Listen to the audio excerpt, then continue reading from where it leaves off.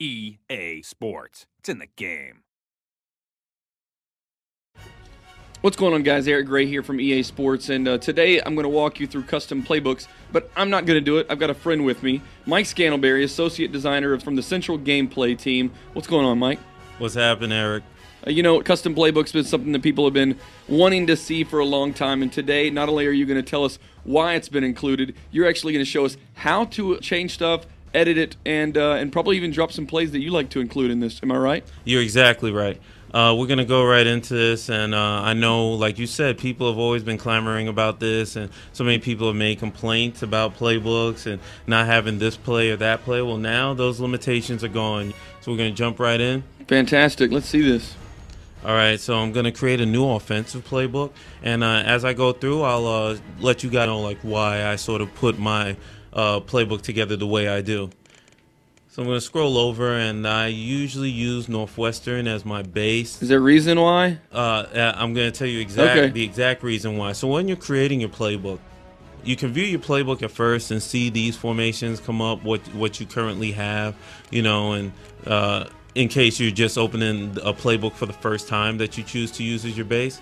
Now, as I go into add or remove formations, the first thing I like to do is hit Y. And what Y is going to do is it's going to clear all the formations that I currently have in the playbook.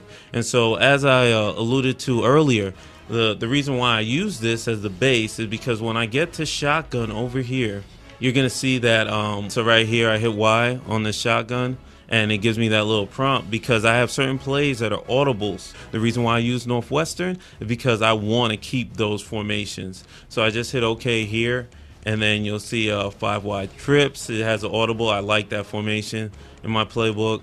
You scroll down. I usually use some shotgun normal, as my base. So I usually pick trips over and trips tight end because I like those sets where you get a bunch of receivers over on one side, and then you sort of have the user on defense feeling like, okay, what's the action going over on the receiver heavy side?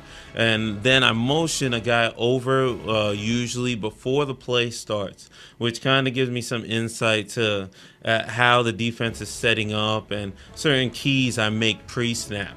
And again, I also run this a lot, slot F wing, because I feel like having a fullback in your shotgun set, that's really big for being able to run the ball and pound it and use shotgun in a way that a lot of people don't use it. How many do you usually have? How many formations? How many plays?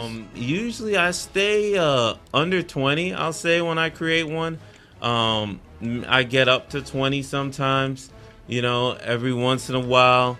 I'll have a different playbook for a different style, So. Does anybody up there on the floor run with like literally 5 or 6 formations? Like they know the handful of plays they're going to play the entire game. Yeah, a lot. So many people do that, and that's how you get more comfortable with your offense. Let's go out of here and let's go to add or remove plays. So you see here, you can look at every play that you're getting.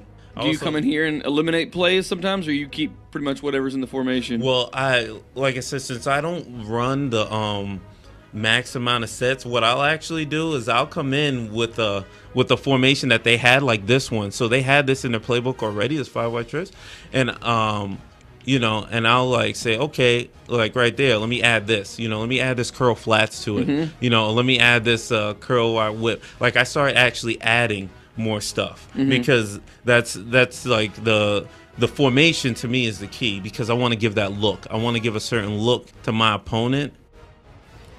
So tell me exactly why. I think everybody understands the feature now and why it needs to be used, but you're a gamer, you're a guy that puts in hundreds of hours on NCAA football. Tell me why this has been such an important thing to get in this year's game. Well, I'm a guy who ever since I've been playing the game, the very first thing I do is I spend my first 3 days just going through playbooks. My first 3 days is only going through playbooks every day. I'm looking for playbooks, and I'm looking for plays I like and a sort of set that I want to run, a kind of scheme I want to put together for this year. I kind of think about how I'm going to reinvent myself, how I'm going to reinvent my offense. Right. And, this now, it's gonna be a lot shorter. I don't have to spend those 3 days now. Now it's just like if I like something, there's no longer that heart aching decision making that I used to have to go through. When you wrap it up, you just I usually just hit B to back out of it. You can hit left stick to save. I usually just hit B and you'll be prompted. You want to save it? Yeah, you want to save it, and after you have it saved, once you go into game per se, and you're gonna now whip out the brand new playbook you have. Just come up here, go to your playbooks, and you'll see that new user playbook. New user. That's just the default name on it. New user 1. Bam! You just go in game with that, and you'll be able to run all those awesome plays. Fantastic. Thanks again, Associate Designer for Central Gameplay, Mike Scantlebury, walking us through custom playbooks. Thanks, Mike. You're welcome.